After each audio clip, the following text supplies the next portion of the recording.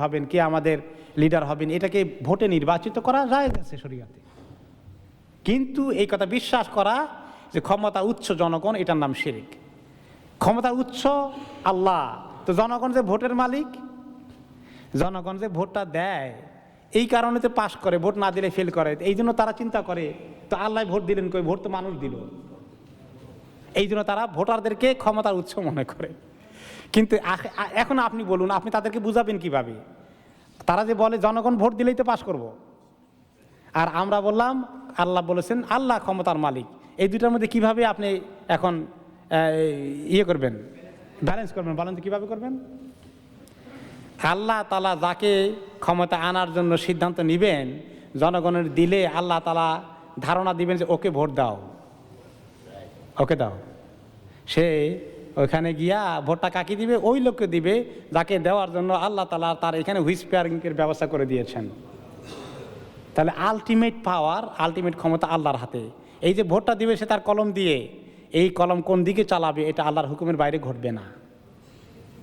অবশ্য সে যদি অন্যায় লোককে ভোট দেয়, অন্যায়ভাবে যে জালিমকে ভোট দেয়, একটা খুনিকে ভোট দেয়, একটা চোরকে ভোট দেয়, এই দেওয়ার জন্য সে আল্লাহর কাছে দায়ী হবে ঠিকই, কিন্তু আলটিমেটলি পাওয়ারে কি আসবে না এটা ডিসাইড করার সিদ্ধান্ত হয়ে গেছে আল্লাহর কাছে বহু আগে। আপনি ভোট দেওয়ার আগেই লাইলাতুল কদরের ফয়সালা হয়ে গেছে। লাইলাতুল কদরের ফয়সালা হয়ে গেছে, আগামী লাইলাতুল কদরের আগে কে কোথায় ভোট পাবে, তো সেই আল্লাহর হাতে ক্ষমতা। তো এই জন্য ক্ষমতা আল্লাহ তালার হাতে, ক্ষমতা জনগণের হাতে নয়।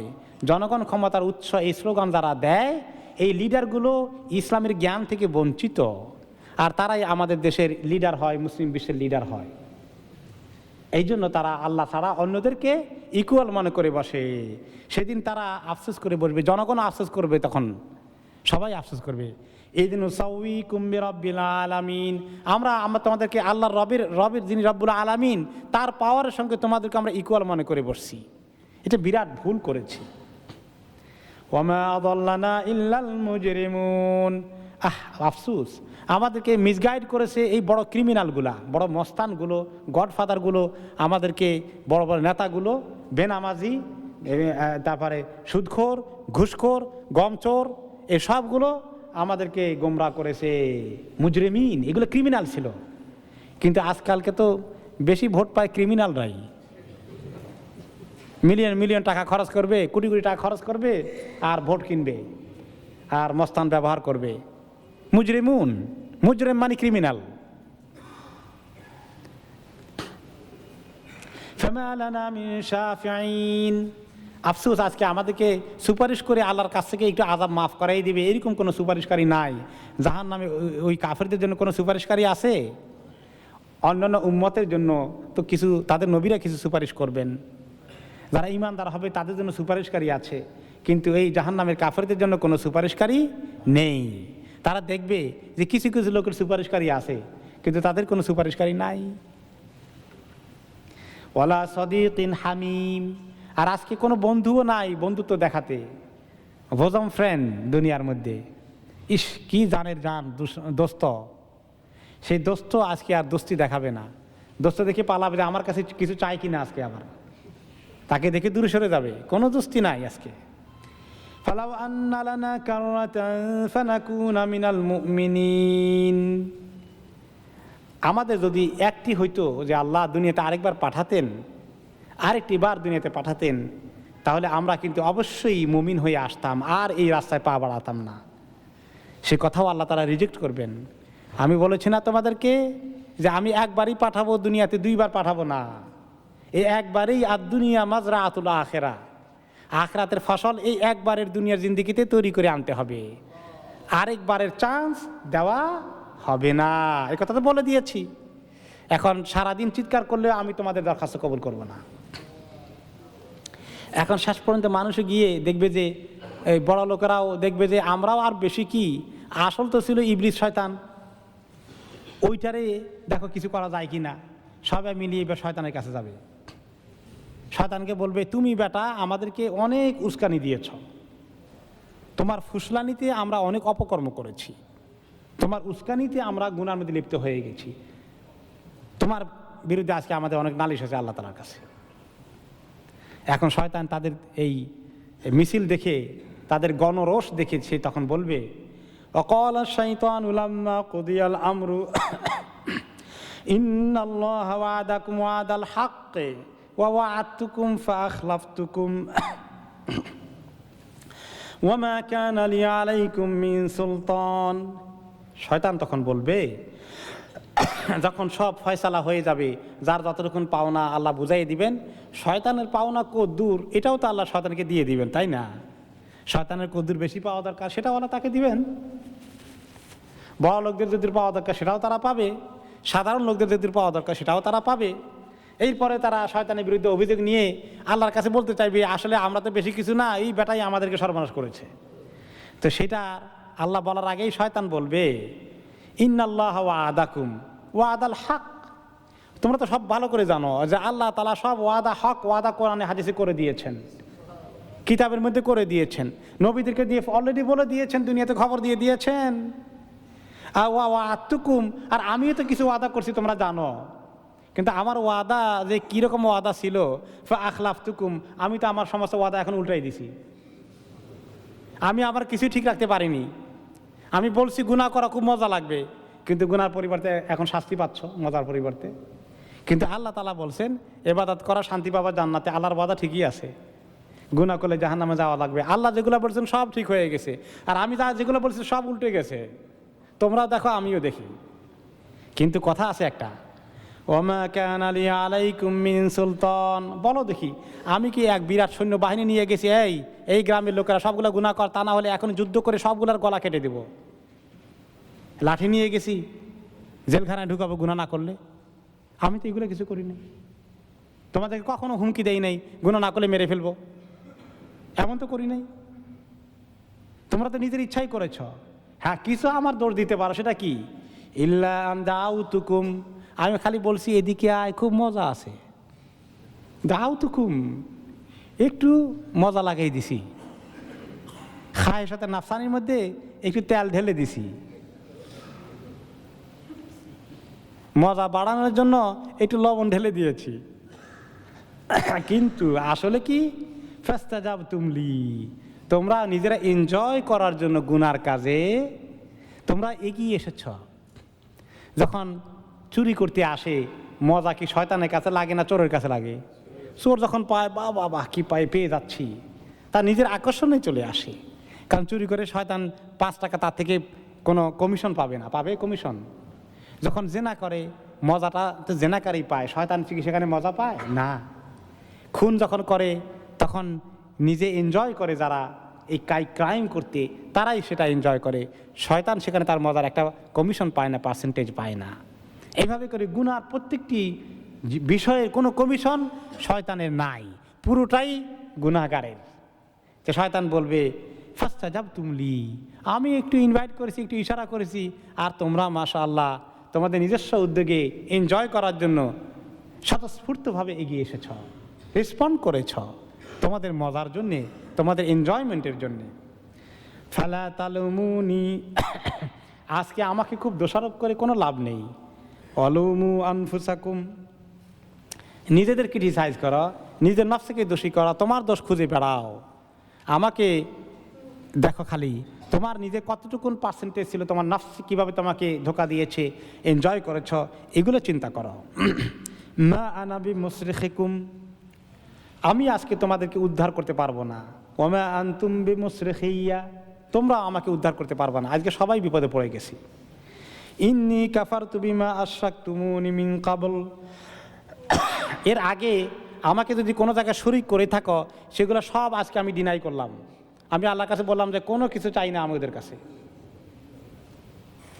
আমি কোনোটার হক নিতে চাই না, পুরো শিরক তোমাদের কাছে ফেরত দিলাম। ইন্নায যালিমিনা লাহুম আযাবুন আলীম, জালেমদের জন্য এইভাবে আল্লাহ তাআলা কঠিন আযাব রেখে দিয়েছেন। অন্য আয়াতে আল্লাহ তাআলা ইরশাদ করেন, এই সব শয়তানের বিরুদ্ধে অভিযোগ করে কোনো লাভ হলো না, বড় লোকদের বিরুদ্ধে অভিযোগ করে লাভ নাই। এখন আফসোস করা ছাড়া কোনো উপায় নাই, শুধু আফসোস আফসোস আফসোস। এই আফসোসের কথা আল্লাহ তাআলা বলেন, وأسروا الندامة لما رأوا العذاب وجعلنا الأغلال في أعناق الذين كفروا هل يجزون إلا ما كانوا يعملون সেদিন তারা যখন আযাব দেখবে শুধু আফসোস করবে, নিজেকে মনে মনে অনেক তিরস্কার করবে, ভৎসনা করবে, আত্মসমালোচনা করবে।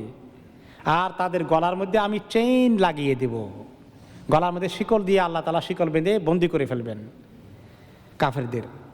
আর আল্লাহ তাআলা বলেন তারা যা আমল করেছে এছাড়া কি অতিরিক্ত কোনো শাস্তি তাদেরকে দেওয়া হবে? তাদের গুনার শাস্তি তারা আজকে পাবে, যেটা প্রাপ্য, যেটা পাওনা।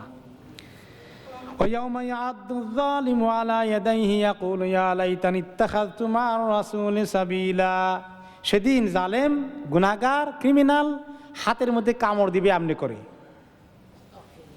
হাতের মধ্যে কামড় দিবে, আঙ্গুলের মধ্যে কামড় দিবে, এরকম করে। বলেন তো আঙ্গুলে কখন কামড় দেয় মানুষ? যখন একটা মহা অন্যায় করে ফেলে, যেটার নিজের হাতে নিজের শাস্তি তাকে পাওয়া লাগছে।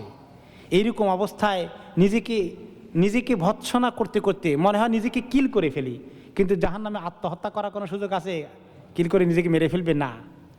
তখন নিজের এই কষ্টের কারণে নিজের হাতে কামড় দিবে, আঙ্গুলে কামড় দিবে, আর বলবে ইয়া লাইতানি ইত্তাখাযতু মা'আর রাসূলি সাবিলা, উফ আফসোস, আমি যদি রসুলের সাথী হয়ে যেতাম, রসুলের পথে চলতাম, তাহলে আজকে আমি কত কামিয়াব হয়ে যেতাম। আজকে আল্লাহর নবীর, আল্লাহ রসুলের পথে যারা চলে না, আল্লাহ রসুলের শরীয়তকে যারা মানে না, তারা কি যে কঠিন অন্যায় করছে, নিজের পায়ে নিজে কিভাবে কুড়াল মারছে তারা টের পাচ্ছে না। ইয়া ওয়াইলাতা লাইতানি লাম আত্তাখিয ফুলানান খলিলা, আফসোস, আমি যদি ওই লোকটাকে আমার বন্ধু না বানাতাম, আমার সাথী না বানাতাম, আমার লিডার না বানাতাম, তাহলে আমি তার খপ্পর থেকে বেঁচে যেতাম। অসৎ লোকটার সঙ্গে চলার কারণে আজকে আমি এই বিপদগামী হয়েছি। অসৎ লোকের কারণে অনেকেই বিভ্রান্ত হয়ে যায়। আমি আরেকদিন বলেছি, এক মহিলা অ্যাপয়েন্টমেন্ট করে তার স্বামীকে নিয়ে আসলেন। স্বামী ভালো পয়সাওয়ালা, কিছু লিডারি ফিডারিও করেন, কিন্তু মাঝে মধ্যে খবর যায় মহিলার কাছে স্বামী ব্রিক লেনের রাস্তায় পড়ে আছে মদ খেয়ে। তিনি শেষ রাতে বা সকালবেলা ট্যাক্সি এনে তাকে নিয়ে কয়েকবার হসপিটালে যাওয়া লাগছে, ঘরে নিয়ে যাওয়া লাগছে। তো অনেকক্ষণ বোঝানোর পরে বললাম যে কী জন্য এরকম হয়। সে বলে যে এগুলো যে খারাপ কাজ আমি বুঝি, কিন্তু ফোন আসে আমার যারা আড্ডাবাজ বন্ধুরা বলে বেটা ঘরে কী করিস, মেয়ে লেকের মতো বসে থাকিস, এদিকে আয়, কিছুক্ষণ আড্ডা দেই, নিয়ে তাকে জুয়া খেলাতে নিয়ে যায়, মদ খাওয়াইতে নিয়ে যায়। সে এই লোকগুলোর সঙ্গে বললাম যে আপনি এই লোকগুলোর বাঁচতে হলে এদের সঙ্গ আপনাকে ত্যাগ করতে হবে। তাকে বুদ্ধি শিখালাম যে আপনার মোবাইল ফোন আছে, আমি বললাম যে আছে, যে মোবাইল ফোন সব ফেলে দেন, ডিসকানেক্ট করে ফেলেন, আর মোবাইল ফোন রাখবেন না। ঘরে আপনার ফোন থাকবে, ব্যবসা বাণিজ্যের খবর হলে আপনার ওয়াইফ, আপনার রিসিপশনিস্ট হবেন, তিনি রিসিভ করবেন, আপনি নিজে কোনো ফোন রিসিভ করবেন না। তারপর কি কথা হয়, আপনার ওয়াইফ আপনাকে দিলে তখন কথা বলবেন, কারণ তার ওয়াইফ এগুলো সবগুলোকে চিনে, আড্ডাবাজ দুষ্ট যেগুলো আছে।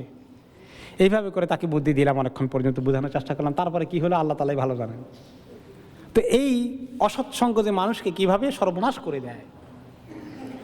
লাকাদ আদাল্লানি আনিয যিকরি বাদা ইয জাআনি ওয়া কানা আশ-শাইতানু লিল ইনসানি খাযুলা, আমাকে সে এমনভাবে বিভ্রান্ত করেছে, এই বন্ধু, এই সাথী, অসৎসঙ্গ, হক আসার পরেও আমাকে সে মিসগাইডেড করেছে। ওয়া কানা আশ-শাইতানু লিল ইনসানি খাযুলা, এইভাবে ইনসানকে শয়তান অপদস্থ করার জন্যই তার পেছনে লেগে থাকে। শয়তান আমাদের প্রত্যেকটি লোকের দুশমন, শুধু আমাদের দুশমন না, আদমের যত সন্তান আছে, ইহুদি, নাসারা, খ্রিস্টান, তাদের কি বন্ধু না? কিন্তু শয়তান বন্ধু নাকি? যত মুশরিক আছে, যত মূর্তি পূজারী আছে, তারা মনে করে শয়তান তাদের বন্ধু, কিন্তু শয়তান আসলে তাদের কি? তাদেরও দুশমন। কি কারণে দুশমন? কারণ এরা কার সন্তান? আদমের সন্তান হওয়ার কারণেই তারা তার দুশমন। সে চায় কি করে? এই সবগুলোকে জাহান্নামে ফেলতে। এই জন্য যারা শয়তানের পূজা করে, এক ধর্ম আছে ইউরোপে, এটার নাম হলো তারা হলো স্যাটানিক ওয়ারশিপার। শয়তানের পূজা করে এরা। শয়তানের একটা খুব খারাপ মূর্তি বানায়, একেবারে তার হাত পা 10-20টা থাকে, চেহারা বিদঘুটে থাকে, ভূতের মতো চেহারা, এইটা হলো তাদের মাবুদ, এবং তারা বিশ্বাস করে ইবলিস শয়তান তাদের মাবুদ। এরা হলো স্যাটানিক ওয়ার্শিপার। এখানে ইউরোপে অনেক শিক্ষিত লোকেরা এই স্যাটানিক ওয়ার্শিপ করে, আর তার পাশে তারা আগুনও জ্বালায় একটু ইবাদত করার জন্য। পৃথিবীর অনেক বড় বড় নাম করা লিডার যারা সারা দুনিয়ার মধ্যে এই ইসলামের বিরুদ্ধে যুদ্ধ ঘোষণা করেছে, এরা সবগুলো শয়তানের পূজারী। এদের জায়গা আছে এক জায়গায় আমেরিকায়, তারা বিভিন্ন জায়গা থেকে গিয়ে সেখানে শয়তানের পূজা করে। একটা ভ্যারি রিলায়েবল ইনফরমেশন সোর্স থেকে ইনফরমেশন আছে এদের ব্যাপারে। তারা সেখানে শয়তানের ইবাদত করে এবং তারা কাপড় খুলে ল্যাংটা হয়ে যায় শয়তানের ইবাদত করার জন্যে। এই যেগুলো শয়তানের ইবাদত করে, শয়তান কি এইগুলো কি শয়তান তাদেরকে দোস্ত মনে করে?